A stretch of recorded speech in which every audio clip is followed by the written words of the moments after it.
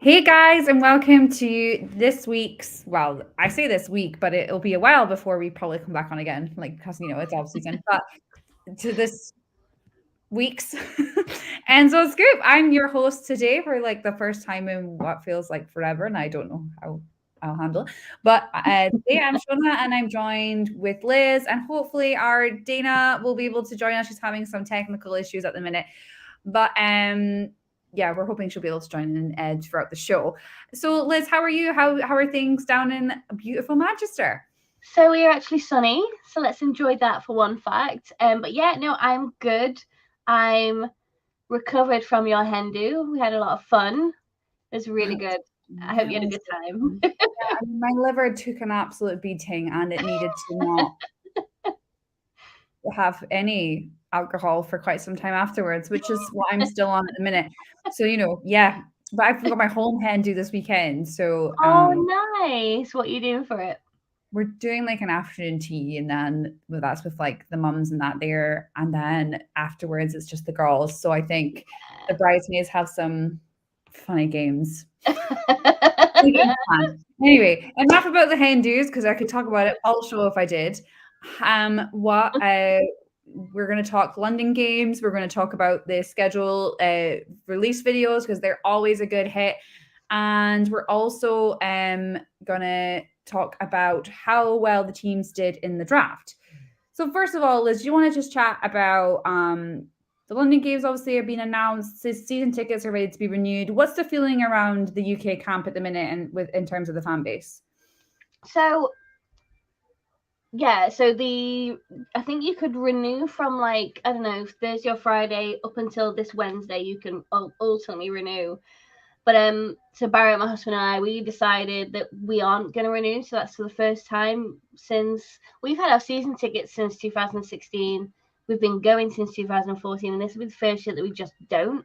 It's so expensive. Like in 2018, we were paying £99 for a sit like a Club Wembley ticket, and yeah, okay, it is a more expensive ticket, but we like it. And now it's like 150. I'm just like, do you know what?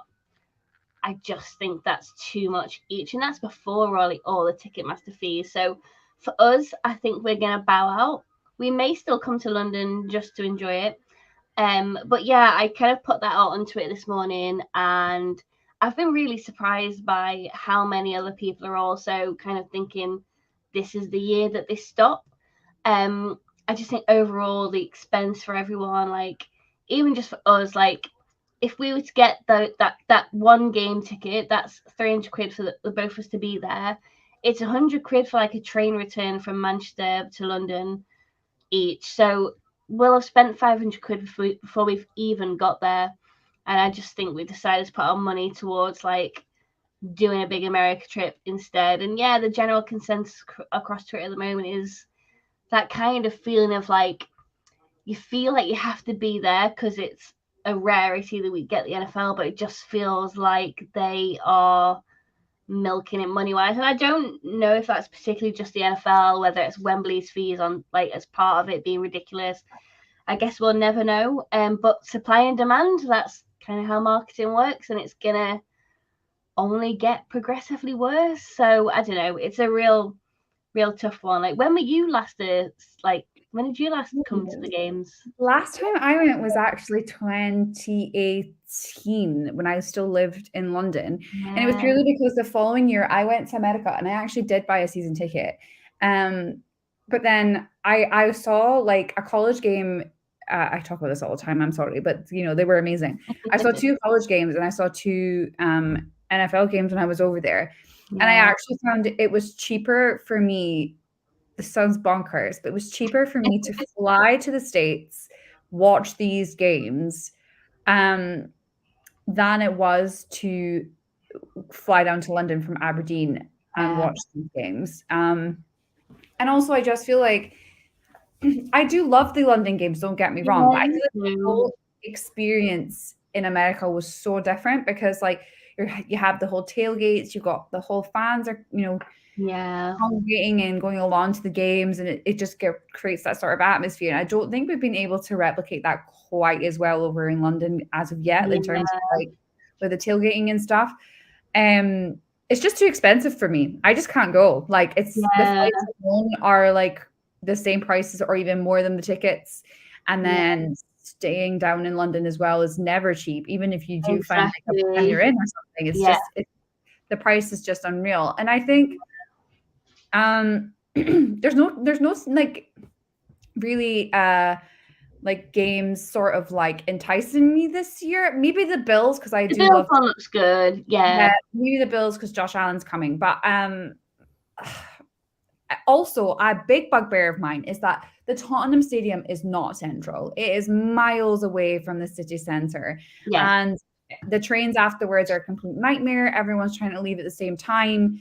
Um, obviously because it's a sporting event, everyone's leaving at the same time. I feel like the Wembley It's had it chaos. so Yeah, yeah, Wembley has that down so well because obviously they're so used to hosting these massive events yeah, that they like stage the sort of like exit of fans and then also yeah. start they're going onto the tube, so you don't actually feel like you're waiting that long. Whereas I've heard people complain about Tottenham Stadium quite badly in terms of travel. I Yeah, won't like be going this year, I'm afraid. I'm on my honeymoon, so that yeah, sort of wins.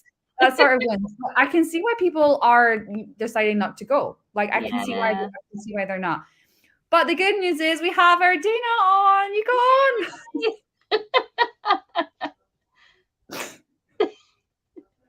I did not think it was possible for me to hate Twitter any more than I already do. But oh my God, they've completely locked me out of every single account I have. Oh Because no. they decided to change the two-step authentication. And if you didn't opt out of it fast enough, then they blocked you. And so now literally I have no access. Oh, And so we send our links via Twitter and we send all that information via Twitter. And I can't get on Twitter and it's just a disaster. So yeah. So oh you won't see no. me on Twitter for probably another 2 weeks because they said that's how long it'll take to fix it right now. So 2 weeks. Oh stupid. my 2 weeks. god, that's Yeah. so So ridiculous. Dana's on vacation, apparently. Who knew? Well, she will be in like 39 days. I know. Actually, 34 for me. Remember, I'm coming early. Yeah, that's right. You're coming early. You're coming Okay. early. It'll be fun. Yeah. So yes, I'm here. Hi. How are you? Yay! We were just talking about the London games and how the general feeling around the UK at the minute is people might opt out this year and not go to them due to the expense of them. And maybe from a US perspective, Dina, you can give us some insight on it. Do you think it's just because all 32 teams have now played in the UK, it's getting a lot more expensive, and like I said, you can actually, which is mind-boggling, go to the States cheaper. The thing of it is this, I will tell you that the consensus for a lot of people over here in the States is that it's a bunch of bullshit because you guys, your international games now, there's 5 of them. And that's 5 games that aren't here and for the teams that are based here. And I understand they're desperately trying to expand their, reach or whatever. But if you're going to put 2 games in, yeah, it's all about the cash. But if you're going to expand Germany to 2 games, you need to take 1 away from London. And that's just the way it is. You know what I mean? Yeah. There is not enough fan bases. I will tell you, I live in the middle of Chiefs Kingdom. We know that, Chiefs fans travel. I don't know a single soul going to Germany. And last year when the Seahawks in Tampa Bay, everyone went. Like it was crazy, right? It's like so many people went. And this year everyone's like, meh, I'll stay home. They're just not dealing with it. And I think it had a lot to do with the ticket disaster that went on last year with Germany. And I think that it has a lot to do with the fact that it's starting to lose its appeal of going over to those games. It was great for us. We spent 2 weeks over there. We had a great vacation and it was exciting. But at the same time, I hate to say it, but it's becoming commonplace now. And so it's not as big of a deal. So it'll be interesting. Those German fans, you're going to have, I think, a lot more tickets to choose from this year, but they're still going to be outrageously expensive. So I think that's, and then the Jaguars playing back-to-back games there.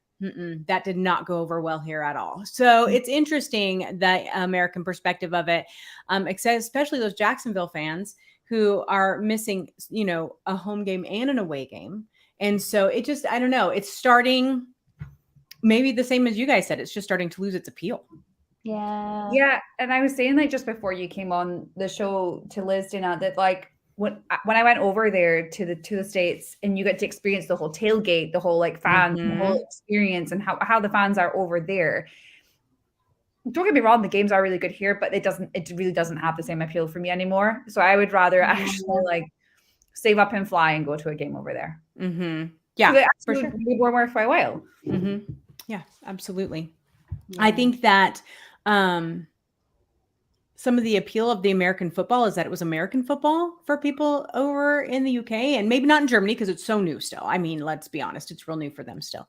But so now people like Liz, who've been to every single game, you know, maybe they want the American. Well, you know what I mean? But yeah, but honestly, maybe they want the American experience of it now. So it'll be, it's going to be interesting. I've not been since 2018. That's almost 5 years ago. Yeah. Wow. So we'll see. I don't know. I think that they're going to have to back off a little bit. I don't think that they're going to see quite the push that they had.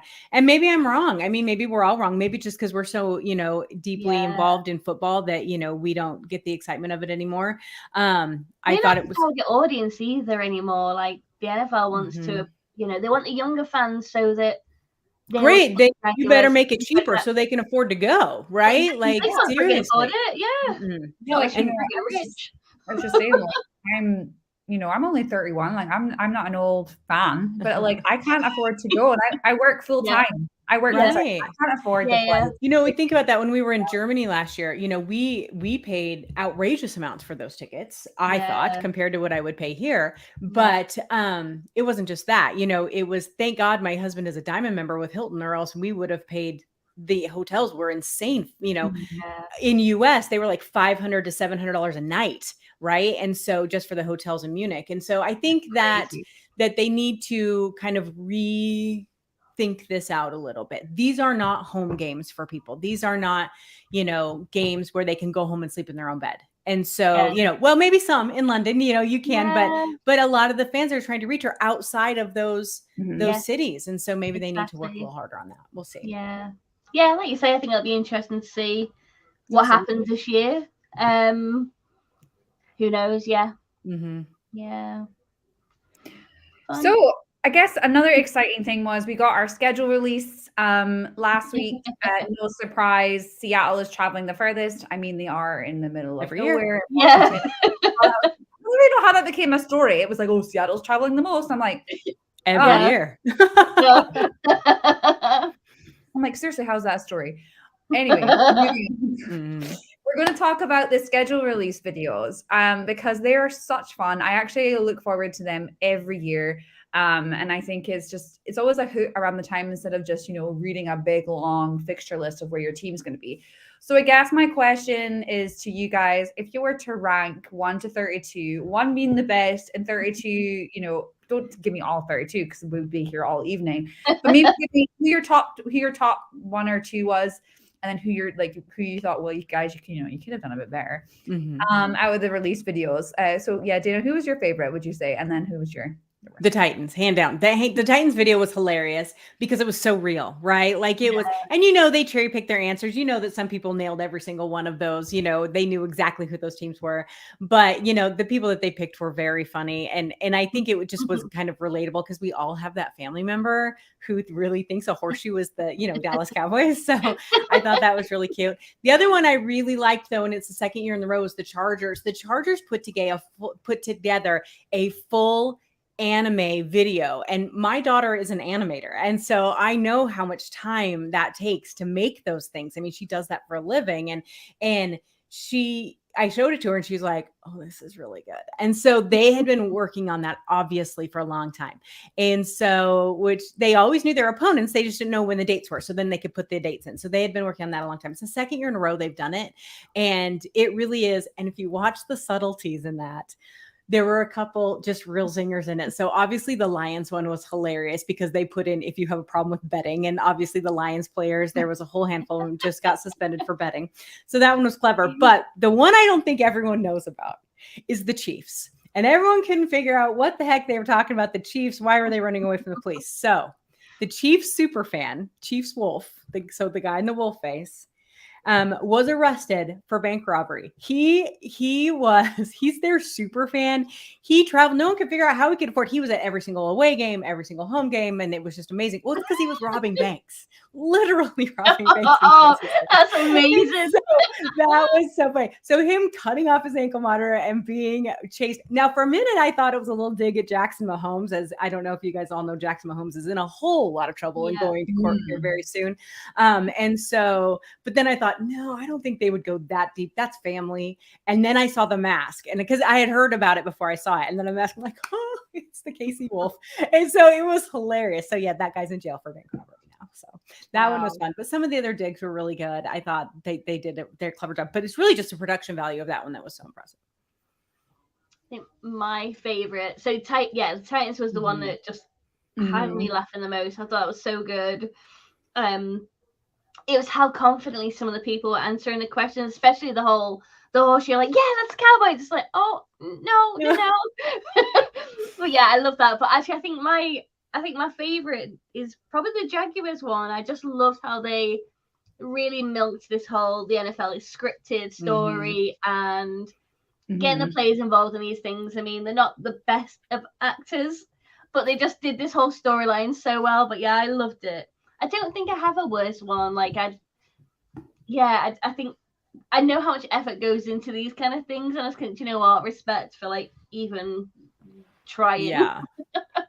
You know, it's so funny because I watched the Titans one, and I was like, Andy, you would be a perfect candidate to be asked on the street who their NFL teams are, because I'm not joking. Every time he sees Rams on the telly, he goes, "Oh, look, it's La Rams." I'm like, "Who's La Rams?"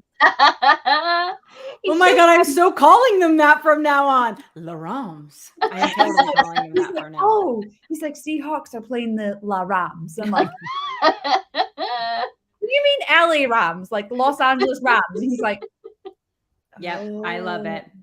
Oh my God, Chris has commented as well. He said, I love the Jags ones right up to the special team slander. That was really good. That was really good. The only problem I had with the Jaguars one is it was 8 minutes long. Like I'm like, long, dude, no one has time for that. Yeah. So if they'd cut it down even to like 4 minutes or even 5, it would have been better. Yeah. It was funny. But speaking of La Rams, they're now apparently a goose, according to the kids in Seattle Seahawks video. They were so cute. The kids were cute. That was easy. That's appeal, for a lot of them. I did like the album covers. I thought that was very Seattle. If you go and look at the grunge album covers that they turned around, I thought that was clever too. It just didn't seem like that was a priority to Seattle this year, which is fine because they've been super creative in the past, so that's good. But there were a couple others. Everyone loved Dallas with the Yellowstone thing. I didn't, but I don't like Yellowstone, so I'm probably like, that's so Jerry Jones. Next, like I didn't even watch it. So it's like not having it at all. So, but isn't this interesting though? Because this is the thing. So I think this is the Titans. So they had 2 different videos. They had one that had like a full blown production, and then they had the one that we've all seen, which the social media team have done on a crappy like phone camera with a tiny little microphone, and that's the one that's gone viral out of the 2 things. So it just like it doesn't matter how much money you spend on creating the video, it's just down to like the content itself. Yeah, for sure.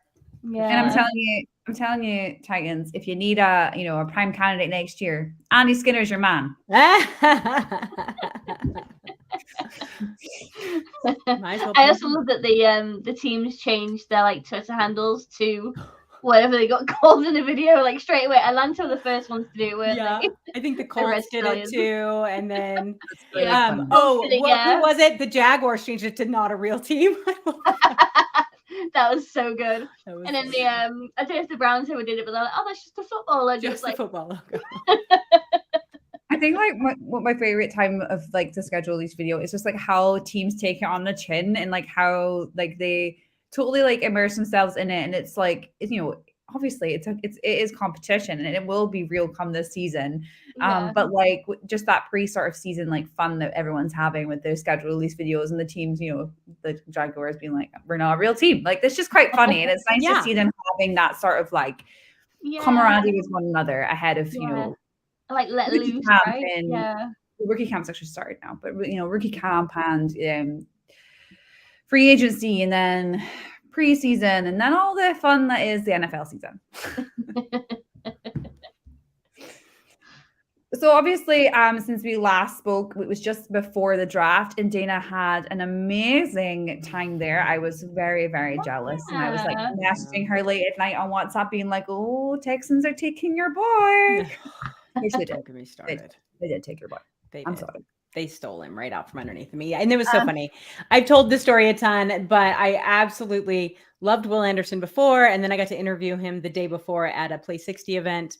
And then I was like, oh God, you're like the leader everybody needs. Like, this kid is just so nice and he's so smart and he's so engaging. And I'm like, please come to Seattle. No, Houston, which was brilliant. Houston had that was a brilliant first round by Houston. So it was good. Yeah. So that was just going to be like my question. Who do we think actually performed best in the draft? Like, who actually paid attention to their needs and what they were going for? I'm just going to throw out there again to get out the way. Seattle does like to do this to us where they make you out like, yeah, of course we're going to do what we're supposed to do. No, we're actually not. We're going to do what Seattle's going to do, and that's make a new Legion of Boom. But we'll move on. But they needed that desperately. They did. They did. Yes, desperately. They did. That's good. I'm praying for that cornerback. So that's going to be a tight duel. Anyway, so who do we think, performed the best, and who maybe didn't really pay attention to what they were needing and just kind of drafted willy-nilly? Liz, you want to go first? Yeah, so I think that the Steelers did a good draft. I think they kind of fit. They took risks where they needed to, and I think that's hopefully paid off for them. I mean, you guys know I'm not the biggest draft lover. Like, this is all stuff that kind of goes over my head, but gotta do these things. But yeah, I think they were probably the better ones out of probably all of them. Yeah, I've not really got much to say on that, guys. Yeah. It was really interesting being there, the instant reaction of how people thought the picks were and that sort of thing. But then you have to take some time, right? You got to take a minute, you got to look over the entire thing and see what, once it settles down, the reactionary, and that's what happens to Seattle fans is they overreact to a running back every single year. And then you turn out and everyone's like, oh, wait, he had a first round grade on him. What do you mean he had a first round grade? And so you have to hear about that. My favorite one was like, everyone was like, why did you not pick Jalen Carter? And then they've seen all of the guy's stats and they were like, okay. Yeah. Well, and I was pounding the table for Jalen Carter. I wanted Jalen Carter in Seattle. I think that he would have been the perfect fit in Seattle. They just didn't want him. You know what I mean? And so Jalen Carter, lucky dog, landed in the best position he possibly could. And if you talk about teams that won the draft, the Eagles are right up there. They slammed dunk. Remember during free agency, they were losing player after player after player, getting these huge contracts in other places, right? And so what they do, they turn around and filled it with great player after great player after great player. I was like, son of a bitch, that front office is good, right? Like, they're so good. And so they did it great. And Jalen Carter's probably in the best. They are going to babysit him. And I interviewed Jalen Carter too. Sweetest kid. Oh my God. Quiet, humble, kind. And so I'm like, you're going to do well there, because Jason Kelsey's going to take you right under his wing and you're going to be the guy. Like, it's going to be so good. So I like that a lot. Also, if you have to look, I mean, Seattle was definitely up there. A lot of Seattle fans really reacted poorly to their second day draft, which now I don't know if you guys have seen it. I retweeted it when I had Twitter. God, I'm so pissed about that. Anyway, so so mad. So I retweeted a video that Sports Illustrated did about Derek Hall in the day that he was drafted, but it's his backstory. And he was born 4 months early and they didn't expect him to live. And he was only 2 pounds when he was born. Wow. And he was speech and developmentally delayed until he was like 2. And his mom took him to therapy every single day. And they had someone come in the house and work with him. And this great story about him, right? And now he's a giant monster of a football player who just got drafted. And the emotion behind that for his family was fantastic. But I think that's why he's such a leader. And there's a bunch of people who are kind of down on that pick because he's not bendy. I swear to God, I fight with those Hawk Blogger boys left and right because I'm like, I don't care if he's bendy. He's a leader. He's amazing. We need you, Dayna, on that podcast. We really do. Otherwise, it would just be them talking rubbish about Seattle all the time. It's so true. God love them. So the whole thing is really interesting. And so I hope that that people kind of lighten up. And then, of course, day 2 for Seattle was great. But let me tell you, The quiet team in this one were the Lions. Day one, whoo, stunk the joint up. Like, what the heck were they doing day one? Oh my God, they hit it hard in the second 2 days and second and third day, and it was wonderful. They are going to be a greatly improved team, and everyone was curious why. Why are the Lions playing the Chiefs on the home opener? Yeah. There's a reason, people. Let me just tell you that right now. So that's going to be really good. Honestly, I saw draft ranking after draft ranking after draft ranking, and the bottom two couple of teams were always LA and San Francisco. LA and San Francisco. LA was a little higher, mid-level for some. One, I saw they were even higher than that they thought because they had so many draft picks that was good. You know, when they didn't care about draft picks for so long, now they do. But San Francisco was a mess. And I think that's what you get for taking a kicker or a punter in the third round. You know what I mean? People are going to look down on that. But then I always say, remember their kicker from last year. When he went to kick and it went clear the wrong direction down the tunnel. Like, I'm like, no, people, that was a definite need for that kicker was the worst kicker ever. So anyway, I think that was really interesting. I don't know. Dallas's was okay. I don't know how strong I thought Miami's draft was. That will be time. They have got a lot of speed. I just don't know about the talent level or the blue chip level on that one. So it's going to be interesting. But you can't grade a draft for 2 years, right? Mm-hmm. You don't know what you got until it's a couple years out. So we'll have to wait and see. Yeah, absolutely. It'll be very interesting to see because obviously like these guys, I feel like what's so interesting about the draft is not all of them, you know, necessarily transcend to the NFL. You know, like they have these amazing scores and amazing like numbers in college. And sometimes it just doesn't work for them. Sometimes the coaching doesn't work. It's not the right team. And then they go to another team and they do so much better. So you're right, Dayna. I feel like you can't really comment until you really know how they've embedded into the team in the rookie season and in the second season. Mm-hmm. Yeah, I think that's huge importance. And then you have to remember that 1 to 2 year jump. You know, after they play their rookie season, you get to that 2 year. How high is it going to go? Absolutely. Yeah. So Dayna, since you are our NFL knowledge extraordinaire, can you just give the listeners a wee rundown of how the off season sort of like calendar sort of goes from now until the first game of the season, as we now know, is in September?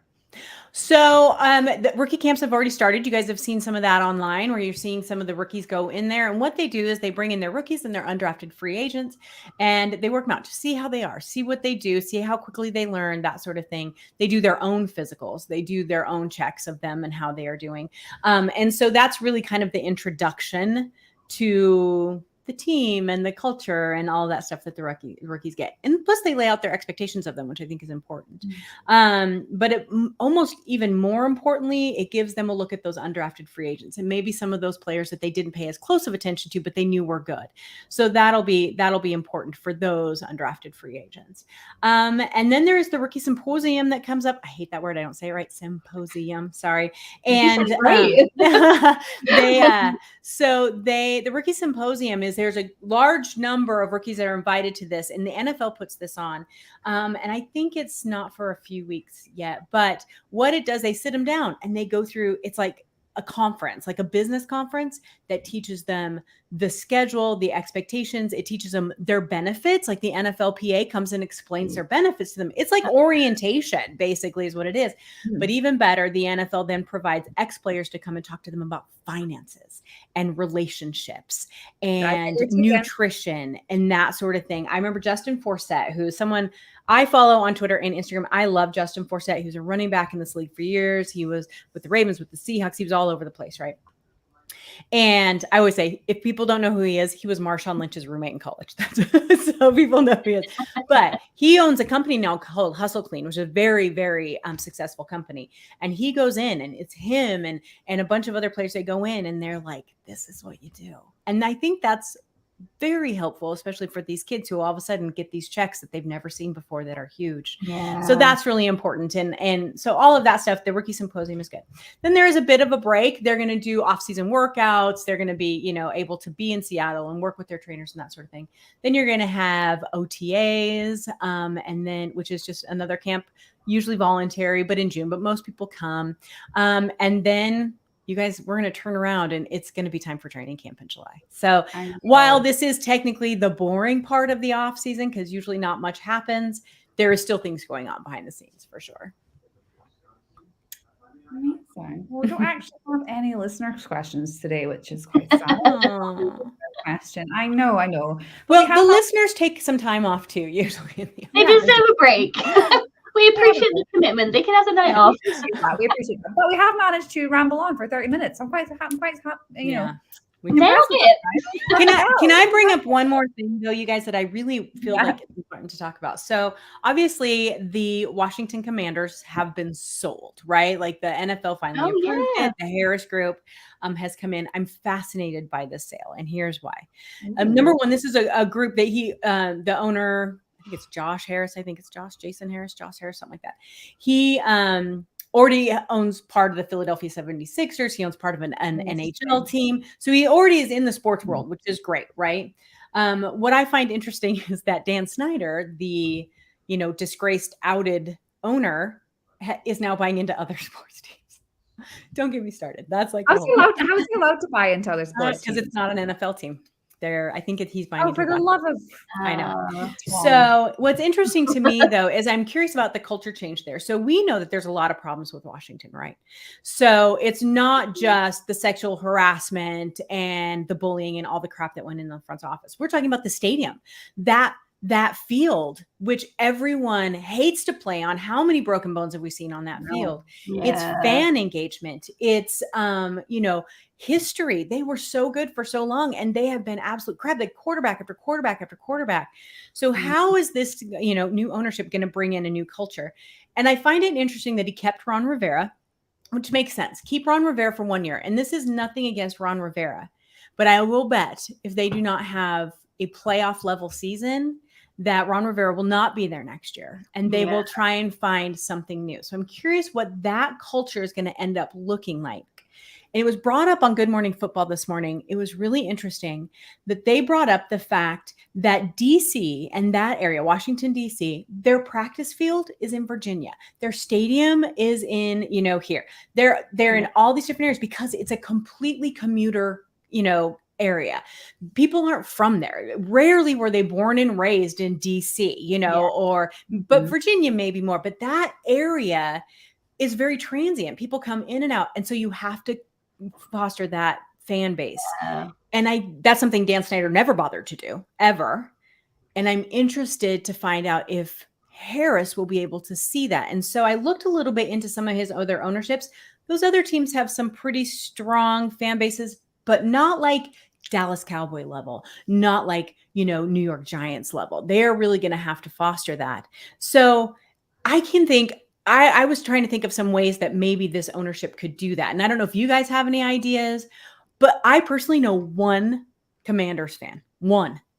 And how many football people do I know? I know one. Yeah. I know one in the UK as well, but one.